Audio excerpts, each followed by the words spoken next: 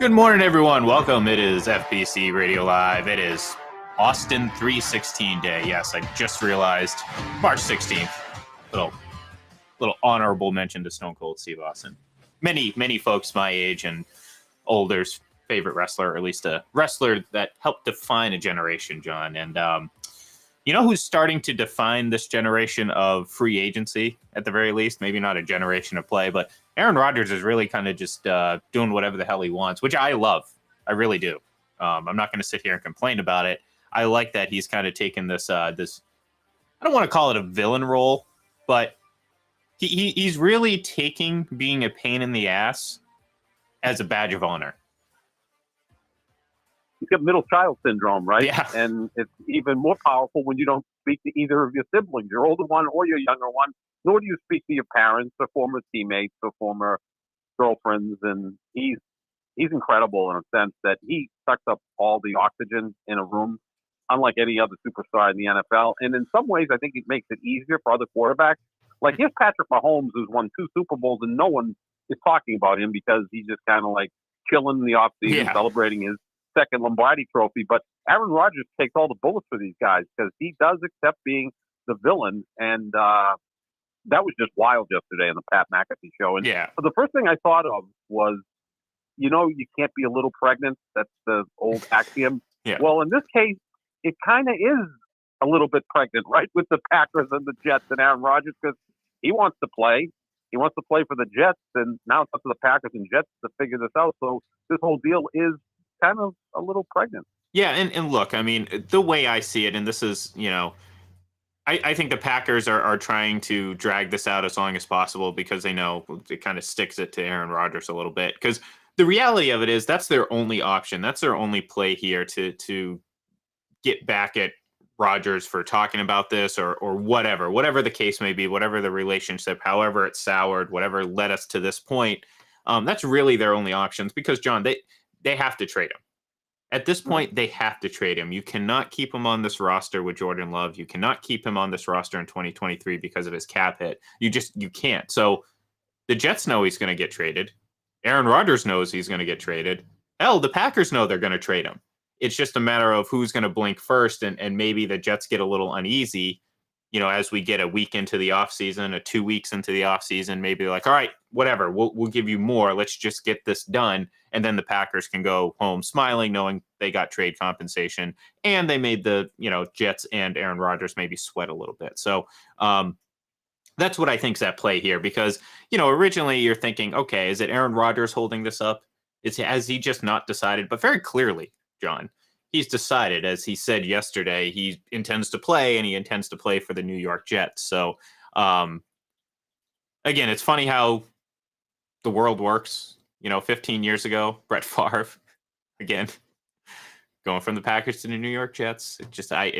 Of all the teams, John, it's just I can't get past that coincidence, or maybe it's just fate. Who knows? Maybe it's just their destinies both led them to New York for a year, maybe 2. So, but yeah, look, it's also desperation, Ian, too, right, on the part of the Jets. I mean, they haven't had a quarterback who's right? So I think that's part of it. So they went and got Brett Favre. And they're also coming off another colossal failure at a high draft pick position, and they really want their fan base and people to forget about that quickly. And how do you do that? Well, you bring in a guy like Aaron Rodgers. True. And again, it's no sure guarantee thing too. I mean, that's the reality of it. Everything that this is building up to, eventually he's going to get traded. Eventually it's going to be this. But eventually, John, all that attention, all that focus, all that talk, that's going to turn into pressure. And all that pressure is going to be squarely on the shoulders of Aaron Rodgers, not only from himself, from the media, but really from the fan base because, well, he's going to be looked at. I mean, especially, look, Joe Namath is going to unretire his number 12 and let him wear it. You know what kind of pressure that is, John? You cannot go out and have a subpar season and fail to make the playoffs or go one and done.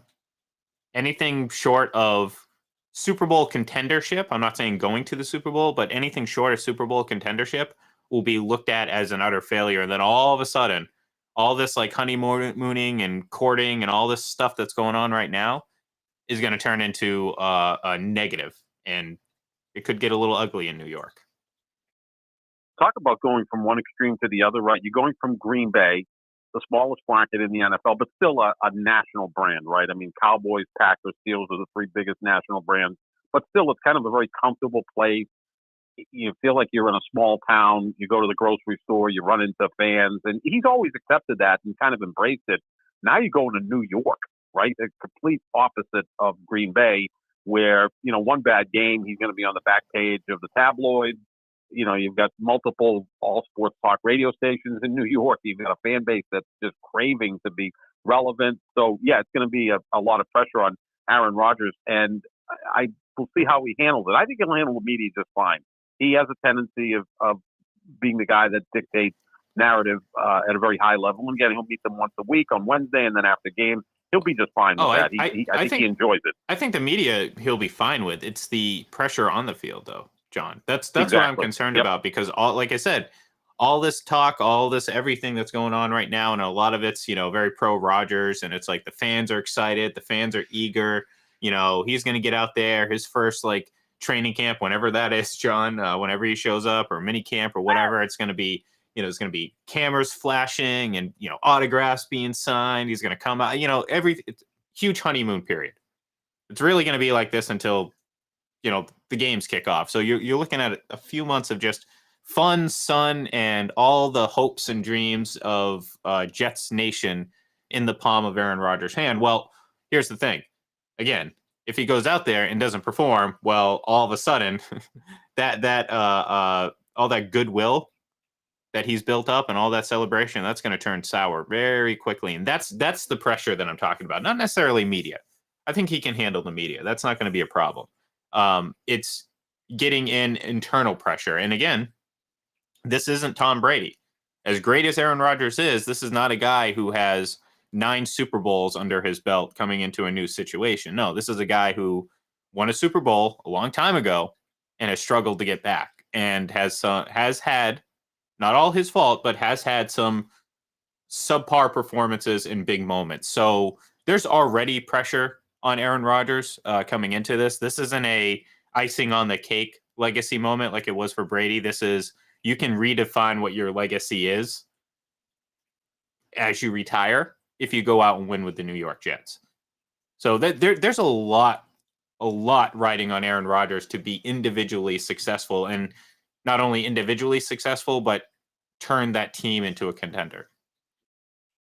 Oh, sure. They were 7-10 last year. I think with competent quarterback play, they're 10-7.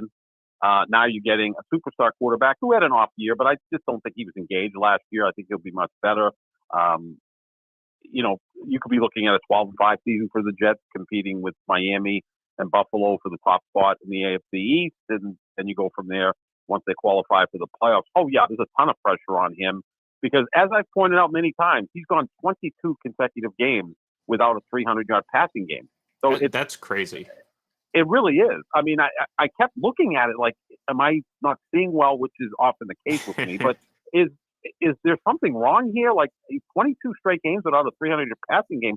During that stretch, like Bailey Zappi, who started 2 games, had a 300-yard passing game.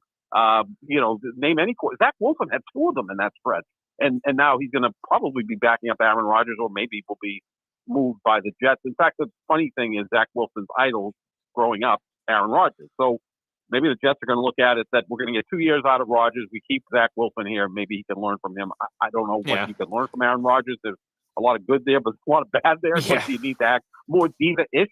You can learn that from Aaron Rodgers. And the one good thing is Aaron Rodgers doesn't speak to his parents, so Zach Wilson is not going to be interested in Aaron Rodgers' mom. So that's a good thing, I guess. But yeah, it's just it's a crazy story, and there's a lot that's going to unfold here. They're going to be on Hard Knocks, right? Because there's like 4 teams that are eligible for Hard Knocks. They have to be the team, right? I would hope so. I mean, look, it'd be foolish. It'd be foolish not to do that. Almost as foolish as I don't know if you saw last night, but there was a potential goalie fight between Marc-Andre Fleury and the biggest piece of bleep in the league, Jordan Bennington, and the refs stopped it. They prevented it from happening, and I'm like sitting here thinking, like, how the hell do you do that? Okay, and if you're the NFL, if you do not pick the New York Jets as your Hard Knocks team, what the hell are you thinking? Because I mean, it seems like it's a gold mine right now. Sure. So yeah, I'm all for it. But I want to go back to real quick. I know you mentioned the talking about the AFC East. So the signing of Juju Smith-Schuster doesn't move the needle too much for you when it comes What a to lateral move that is, right? yeah. Well, Man. look, I to be honest, I like the move because he does create more opportunities after the catch, which is something the Patriots have sorely lacked, especially Mm-hmm. last year. They were near the bottom of the league in yards after the catch. And his contract, it's a nice contract, but it's very Patriot like. There's a lot of incentives there. And I think that's the biggest difference.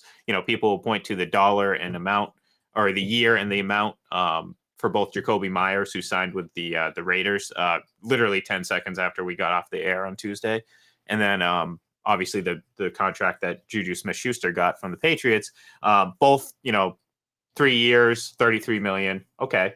But there's a little bit, there's some difference to it. I like the move. I mean, it's definitely something that the Patriots need to do. They need to get better offensively. They need to create more plays. Easy plays, right? I think that's something that they just didn't do the last few years, like just chunk plays, easy plays that move the ball down the field. Yeah, well, that's what I'm saying. They just either chunk plays or just catching and just getting 5 to 10 extra yards. Just something they Mm-hmm. really didn't do. Something they just didn't really do at all last year. Which again, I mean, you can't win in this league, especially in this day and age, this type of NFL, without getting yards after the catch. Hell, why do you think Kansas City's so dominant? Mm-hmm. Year in, year out, they're creating more opportunities to get more yards and more play, more offense out of every play. And that's where you win in this league. So yeah, I mean, look, it's a good move. This Patriots team is not going to turn into a contender overnight. I think, we've seen one really good year out of Mac Jones, his rookie year. We've didn't see quite the progression we wanted to see last year. And, it's, I'm not gonna, completely not put it on them, but obviously the offensive situation last year was not inducive to success, apparently. So I gotta give a little bit of slack and see what happens here in year 3 with Bill O'Brien, and really a crucial year for Mac Jones. I mean, obviously the team believes in him. If they're gonna go out, and go out and add to the offense and kind of build around him, then you can kind of see. I'd like to see him go and make another move at the wide receiver position. I've over the years, I've always felt that it's not, definitely it's not necessary to, put so much stock into elite wide receivers. But this day and age in this league right now, you really need those elite players because there's too many opportunities out there for elite players to make a lot of elite plays, if that makes sense, right? With the more open defenses, the more it's more it's just more advantageous for the supremely skilled players on offense, especially because again, you can look at a guy like Tyreek Hill, and there's a lot of fast players in this league, John, but they don't have the same skill as Tyreek Hill. So, Tyreek Hill catches a pass and he can turn a little dump shovel pass into a 60-yard touchdown and not have a single guy around him.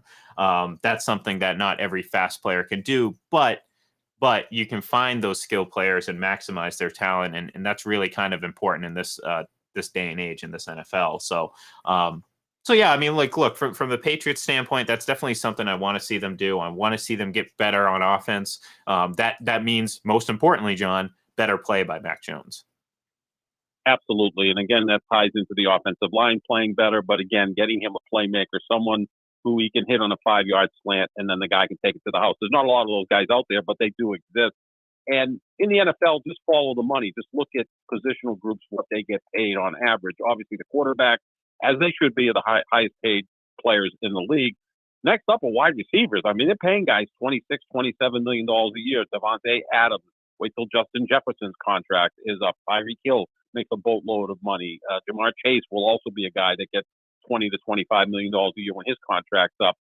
It may be the second most important position on a football team now, along, I would say your left tackle, your edge rusher, and your cornerback. That's where the sport is played right now. Like, safeties don't get as much money as cornerbacks for a reason. Linebackers, unless they're edge rushers, don't make as much money as an edge rusher. So you look at all of that and you realize how important the receivers are. I mean, there was a time and place, the early 2000s when the Patriots were winning Super Bowls. They had Tom Brady. That was a pretty good start, right? But they didn't have like exceptional wide receivers. They had a really good receiver in Deion Branch, and David Givens was nice, and they had confident play at tight end. The sport's changed. You need those playmakers out there, again, to make it easier on your offense. Tyreek Hill, there are plays out there, Ian, where it looks like he's returning a punt, doesn't it? Like, he'll catch a short pass, and next thing you know, he's taking it to the house and no one's near him. That's an incredible skill set that he has. Not a lot of those guys, but you got to find someone that will make it easier for Mac Jones, not more difficult. Yeah, and exactly, because there are too many players out there that can make those plays, and the second those get turned on you or whatever, you find yourself behind the eight ball, especially if you can't do that. You fall behind 2 scores, and it seems like almost insurmountable because, well, you just don't have those playmakers, or at least on a consistent level. But look, this is a process. I think. Again, I mean, the AFC East is shaping up to be, again, a pretty competitive division because I think Buffalo's certainly, I don't know if taking a step back is the right word, but that gap, or at least the perceived gap that we saw coming into last season, that's not there anymore. I don't think teams in the AFC East look at the Buffalo Bills as this, giant in the division. I don't think they ever really did, to be honest with you. I think they respected how good they were, but they very clearly weren't the Patriots, the new Patriots, so to speak. And right now, you look at Miami, and you're like, okay, well, if Tua can stay healthy and they can, play more consistently in that end. I mean, if you go back to the beginning of the season, where what was it, 6 or 7 starts where Tua started and finished, they didn't lose. If you can get back to that, then Miami can be dangerous. Obviously, the Jets, with just, like you said, just a competent quarterback are going to be better than their 7-10 record. Last year, you didn't get MVP Aaron Rodgers, but even if you come close to MVP Aaron Rodgers, that Jets team is going to be a whole hell of a lot better. And I think they're obviously adding more playmakers to potentially help Aaron Rodgers out. So, Randall Cobb and Mercedes Lewis, guys that are older Odell than Beckham Jr., of course, he's going to be coming along too. It's going to be a whole Greg Jennings. Bring. Well, I don't know about Greg Jennings. Maybe James Jones. True. Yeah, maybe James Jones. Greg Jennings is not playing with Aaron Rodgers. I can totally guarantee that. I can't imagine that. But yeah, so it's going to be a very interesting division, very difficult division. I'll be interested to see Aaron Rodgers go up against Bill Belichick twice a year. He hasn't necessarily played great against Bill Belichick. His numbers, they're okay. I think they're very heavily weighted to, if I remember correctly. Ready for a fight here, Ian. No. Please correct me. Please correct me if I'm wrong. I'm saying they're modest relative to his normal numbers. Let's put it that way. Yeah, I think he's 2-1 against Belichick in 2014. That's one of the best regular season games I ever saw. Patriots and Packers. Yeah. Remember the 425 game? Brady and Rodgers were just exquisite in that game. It was 26-21 Packers. That was an MVP year for Rodgers. He was great. Brady was great. It was just such a memorable game.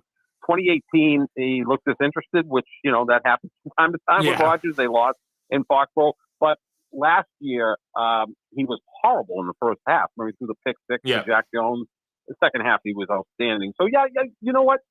You might be right there. Like a great game in 2014, in 2018, good half, bad half. Yeah. You know what? I wanted to start fighting with you, but you're a wise old man, and you kind of whoa. Drop the old, and I'll be a wise young man. Thank you. You don't even have to say young. You can just say wise man, and then I can accept that. So you're younger than Mercedes Lewis, so that's a good thing. That's true.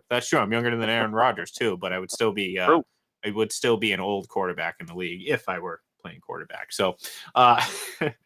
No, look, I mean, coincidentally, the best game probably in this time frame was probably Matt Flynn that year. He got him that contract where He didn't even play Oh, because yeah. Russell Wilson took the job in training camp. So it's funny how that works. But I'm sure he's okay with that, making the type of money he did for really doing nothing. So, so yeah, look. This thing's going to get resolved at some point. Like I said, the Packers don't have an option.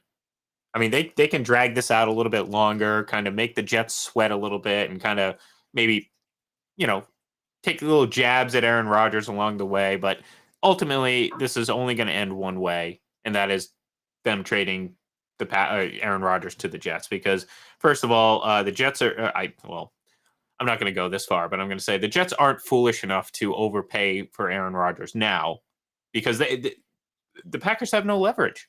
I mean, the Jets don't have any leverage either. No one has leverage in this except for Aaron Rodgers, I feel like. Because, I mean, he knows where he wants to go. He's saying where he wants to go. And eventually he knows this is where he's going to be. Right now it's about two teams, having a chicken, who's gonna blink first, in this game of chicken between the two of them.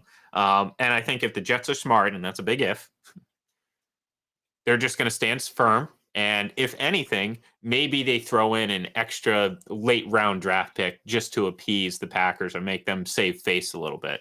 But at the end of the day, I mean, this is going to happen. There's no way to avoid it. The Packers have no incentive to keep him around. None whatsoever. So, yeah. No, I mean, he's due $60 million. If Aaron Rodgers wants to play football in 2023, he's going to cash a huge check for $60 million, whether he's a backup in Green Bay, which would be the most awkward situation ever. I mean, could you picture Jordan Love coming into training camp and you've got that guy as your backup, and as soon as Jordan Love has a bad game, do you put in Aaron Rodgers? I mean, it'd be a circus. So he's going to get paid next year, so he has to be moved by Green Bay. You don't want to be paying a backup $60 million and have all that nonsense going on. The Jets want him. He wants to play for the Jets. I would think a conditional second, if they get to the AFC Championship game, maybe it moves up to a first. Knowing Aaron Rodgers, if that's the part of the deal, he probably loses the AFC Championship game to prove a point so Green Bay doesn't get a first-round pick. He's that spiteful and bitter and all of that stuff. Yeah. And he hasn't played all that well in conference championship games, as we've talked about many, many times. The problem with Green Bay is, again, sometimes this can come down to the owners just sitting down, Woody Johnson and the Packers owner. The Packers don't have an owner, right? So this is going to be Mark Murphy, who I think doesn't have a real good relationship with Aaron Rodgers and vice versa. So maybe Mark Murphy's going to say, I'm going to draw a line in the sand here and I'm not going to give in. At some point, do you think the commissioner gets involved and says, guys, you don't want him. He wants to go here. He's still arguably the biggest star in the sport, right? I mean, and going to New York is a great thing for the NFL. Maybe the commissioner steps in and gets this done. Let's not let this linger on and be a sideshow. Although, in a sense, if it lingers on, what are we talking about? Aaron Rodgers and the Jets every single day. So, maybe in some sense that's good for the NFL, because it's not as if we talk about them all that much. Yeah, well, just every single day.